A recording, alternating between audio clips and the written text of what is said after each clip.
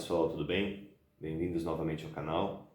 Hoje eu gostaria de falar um pouco a respeito de uma outra escola filosófica que prosperou muito no período dos Estados Combatentes.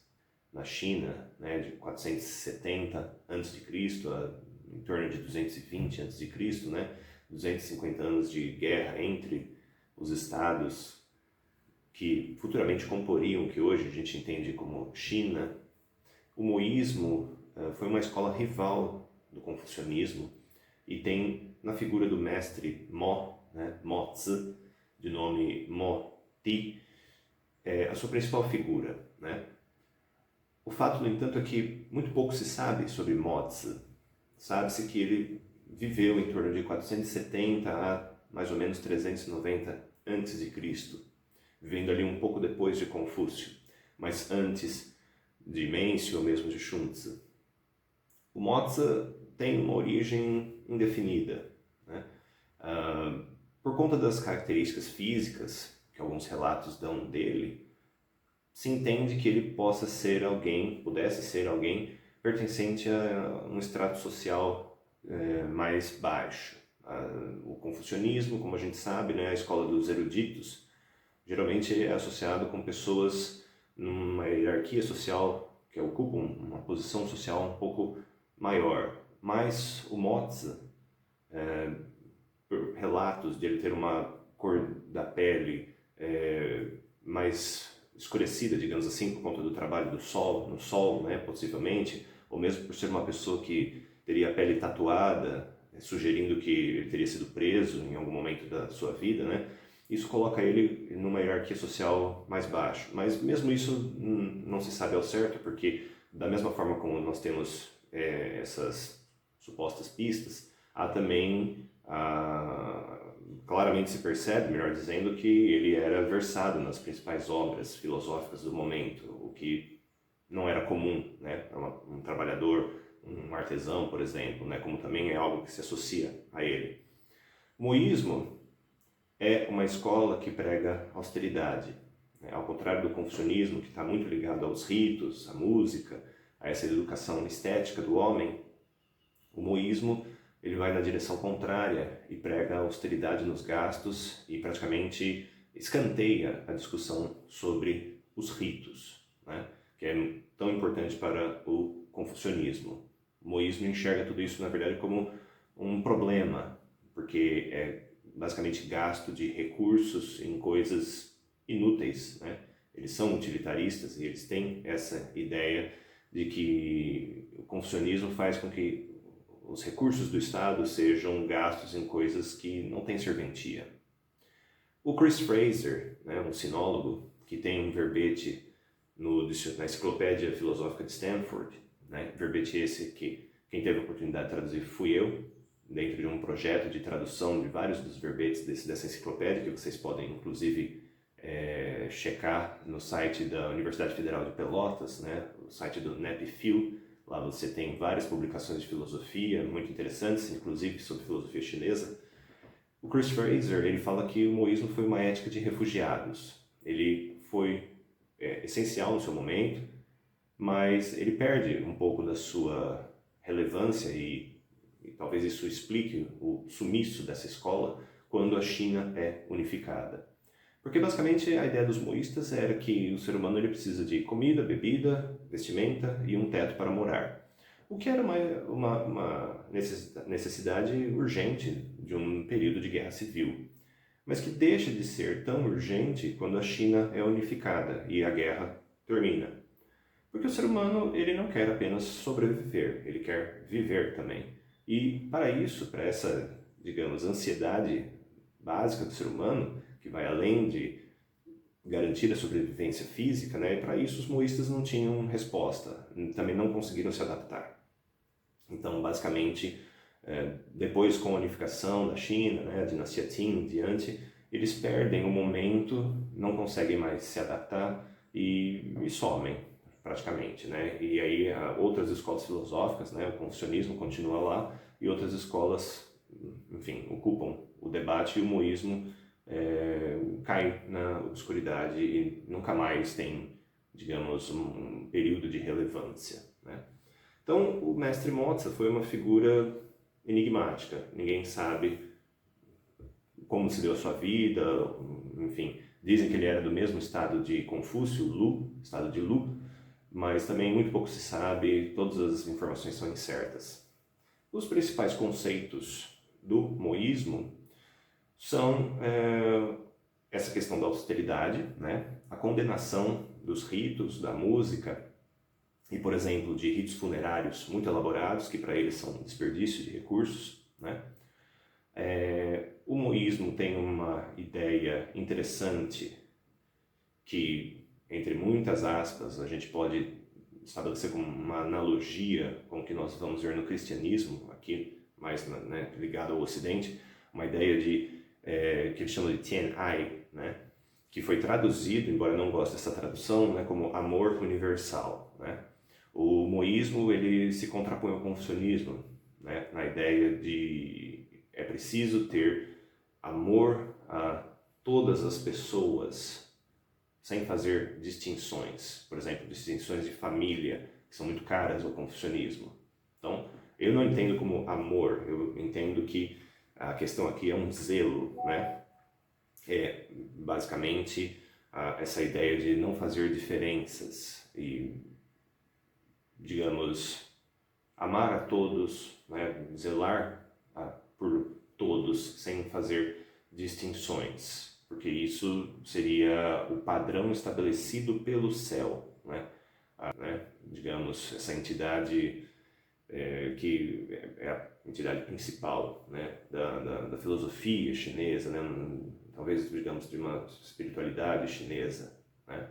Os moístas acreditavam também em espíritos, né? Em fantasmas, então eles têm, é muito caro para eles essa ideia de que o céu estabelece o padrão que deve ser seguido, e o céu ama, entre aspas, zela, né? Por todos igualmente. Então existe, portanto, uma universalidade na forma como o céu trata todas as coisas, e principalmente todos os seres humanos. Os moístas têm, portanto, essa ideia. Basicamente, o moísmo ele vai falar de inter-relação ética, o Jan, que nós já temos vídeos aqui no canal. Ele vai falar da conduta apropriada e vai falar do Tianai, que eu acabei de mencionar, o tal amor universal, que eu acho melhor traduzido por zelo universal. Né? A obra do Mozi, né? Basicamente, nós temos aqui, eu tenho essa versão, mas tem outras também, né? Pelo menos tem mais uma que eu conheço, que eu não lembro agora a editora, mas acho que é traduzida pelo Burton Watson, se não me engano, né? Precisaria rever isso, mas tem uma outra edição do livro de Mozi. É aquilo, o livro tem partes que estão faltando, se perderam com o tempo, né? Mas aqui a gente basicamente é o único livro da escola também, é o livro deixado pelo próprio mestre Mo, e aqui nós temos, enfim, todas as principais ideias, né? Os moístas eram utilitaristas, como eu mencionei, né? O moísmo também dava, por exemplo, dicas, né? Ele tinha um pensamento voltado à estratégia militar, porque eles condenavam a guerra, digamos, agressiva, né? Para os moístas, o combate, a guerra deveria ser só defensivo ou quando moralmente justificado, digamos, né? Por exemplo, uma incursão contra alguém que estivesse causando problema, estivesse causando desordem, então isso seria justificado. Mas, via de regra, eles condenam a guerra e eles têm táticas de defesa, ele tem uma parte do livro que versa sobre isso, sobre essas estratégias, né? Cidades muradas, enfim, eles eram estrategistas nesse sentido, né? E os moístas também têm uma parte lógica, né? Que eu não vou entrar aqui, isso mereceria um vídeo apenas para essa parte, né?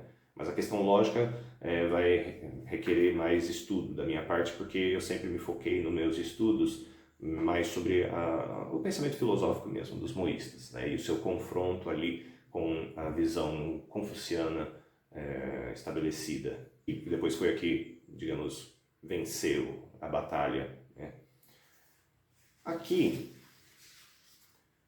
Eu separei alguns trechos para que a gente possa entender, né, do que eu estou falando, sobre essa visão mais instrumental, mais prática, né, que está ali principalmente sempre teclando nessa questão da sobrevivência física, né, num período de guerra, que foi o período dos estados combatentes, né? Então, alguns dos trechos que eu separei, o primeiro deles, que eu acho interessante, diz respeito a como o moísmo vê a figura do sábio, né? Essa figura que aparece praticamente em todas as escolas filosóficas na China, principalmente nesse período, né, da China antiga, da Primavera e Outono, dos estados combatentes, essas escolas estão falando da figura do sábio, né? Cada uma delas tem uma definição para o que é o sábio. O moísmo define o sábio de uma forma um tanto instrumental, né? Ele diz, o Mozi, na página 7 aqui do livro, né? A página 7, inclusive, está dentro dos 7 primeiros capítulos, que é chamado epítome, né? São ali uma introdução que já traz basicamente tudo que vai ser abordado no restante do livro em maiores detalhes, né? Então, na página 7, o Mozi fala que o sábio, ele não desmerece nem recusa tratar sobre qualquer assunto, e ele é um instrumento do Estado, e para instrumento ele usa o caractere de ti, que é o caractere até hoje válido para a palavra ferramenta, instrumento, enfim, né? Trazendo essa dimensão prática. O sábio é alguém que vai trabalhar pelo enriquecimento do Estado. A visão de Confúcio e do confucionismo, ela não nega essa questão do sábio ser alguém que vai enriquecer o Estado. Mas o confucionismo, ao contrário do moísmo, ele não busca o benefício diretamente, né? O benefício, o caractere li. O que o confucionismo geralmente prega é que o sábio, por ser uma figura de proa, né, da moral, por ser uma figura praticamente perfeita na condução moral, né, essa figura, a figura do sábio, vai quase que naturalmente ordenar o Estado pelo seu próprio exemplo, não exatamente pelo que ele pode trazer em termos práticos, né, mas pelo seu exemplo moral. Então, a regra, basicamente, do confucionismo é que o melhor benefício é não falar em benefício. O benefício virá como uma questão, digamos, a reboque da moral, né?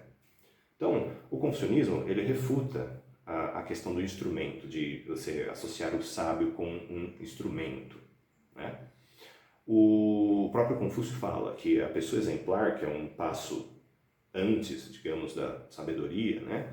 Ela não é um instrumento. Então, se a pessoa exemplar não é um instrumento, que dirá o sábio. O próprio Mêncio, ele também segue esse exemplo de não falar em benefícios. Quando um dos reis, né, numa conversa que ele está tendo logo ali nas primeiras frases do livro do Mêncio, ele meio que censura um rei que está perguntando a respeito de como trazer benefícios para o Estado. E basicamente o argumento do Mêncio é que o benefício maior para o Estado é quando você acerta digamos, a ordem moral do Estado, porque tudo mais se segue depois disso. Mas, como a gente vê, o moísmo não vai por esse caminho. O moísmo já quer diretamente abordar quais os benefícios práticos que uma pessoa pode trazer para um determinado país, né? Tanto que eles têm um capítulo que é exaltando o valor das pessoas, se chama exaltar o valor, né? Os valorosos, enfim, que é basicamente reconhecer quem é competente e quem não é competente e empregar os competentes para enriquecer o Estado. E, em seguida, a gente pode ver que a visão de governo dos moístas é uma visão, novamente, que está associada a questões práticas. Porque para os moístas, em determinado momento, por exemplo, né, nas páginas 19 e 20 desse mesmo livro, o Mozi fala que se os armazéns não estiverem providos de grãos, então não será possível lidar com colheitas ruins e com a fome. Se o arsenal não estiver equipado com armas, embora se adote uma conduta apropriada, não será possível lutar contra os que não a possuem. A preparação é o mais importante para o Estado. Os alimentos são o tesouro do Estado. As armas são as garras do Estado. E as muralhas são para a autodefesa. Esses três são ferramentas do Estado. Então, os alimentos são o que os sábios consideram mais precioso. A gente vê aqui como a questão do governo está associada com, digamos, elementos práticos, né? Novamente, armas, alimentos, defesa por meio de muralhas, e enfim, né? E os sábios são aqueles que estão considerando tudo isso mais importante, o que um sábio confuciano não consideraria, porque o sábio confuciano está ligado a uma dimensão moral, né? Embora o confucionismo, claro, ele não vai desmerecer questões práticas. O ser humano precisa se vestir, precisa ter alimentação, né? Mas o confucionismo enxerga que a dimensão central do ser humano é a dimensão moral.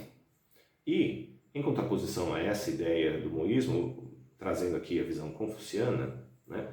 O Confúcio, num determinado momento dos Analectos, né, no capítulo 12, no aforismo 7, ele vai falar, ele está em uma conversa com um dos seus discípulos, o Tsigong, e o Tsigong fala para ele pergunta para o Confúcio sobre como, né, governar um Estado. E o mestre, o Confúcio, responde: suficiência de alimentos, suficiência de armas, ter a confiança do povo.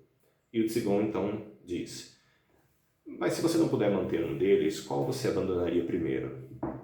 E o Confúcio responde: primeiro eu abandonaria as armas. Aí o Tsigong continua: e se não pudesse manter mais um deles, qual você eliminaria? O Confúcio responde: os alimentos. E em seguida o Confúcio arremata: já está estabelecido desde os tempos antigos que todos morrem um dia, mas um povo sem confiança não consegue se manter em pé.